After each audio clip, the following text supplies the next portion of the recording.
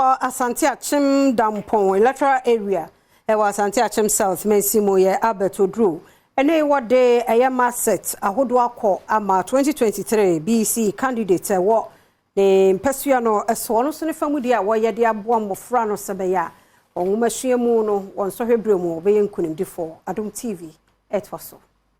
Abetodru assemblyman ewo Asante Akyem Dampong electoral area ochiremu se aban ebo ne homode ne se de beya obeboa ama adesua honsem akonkan ewo manmu ase wono assemblyman ni wafato no ho so se obema adesuafo a wokotro BECE nsohwe no mathematical set science afibia eno na ono so ne chefa wode boa adesua honsem ewo mpesua no so afi mesasra amanfo se eba no kwala na mehu se teacher for no amehu se kwala no problem ombeba fo mo ano na omuni maset ni bi na omunim emukura so di mesre se teacher for no edi request na ba no me manfo no so beboa me na next time ye bi school a ye betimi ato maset ni bi ama GHS no na upper primary for no say omunyina yusu maset na dey school na kwala no so yusu maset say be do say e exams a omo so emre ehun adesuafo a wo Dampong electoral area eda assemblyman yase mathematical sets a wode be ma wonum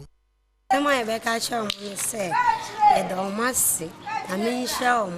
science o madwen ye ho ama o mahu se yensu e be hia bibi a o mata bre ye do mase amisha yakopon sha o mo efsenye obi a no o waye me ya obetima ayesa ne ma we ama school ite ka cha o man se yakopon sha no mo muska Headmaster wada Dampong Presby Primary School ano enso den sembi to yamani boni anim ewa bra assemblyman no ekochichema sets no ema adesuafo no enso hwe ne wonim no na wokotwere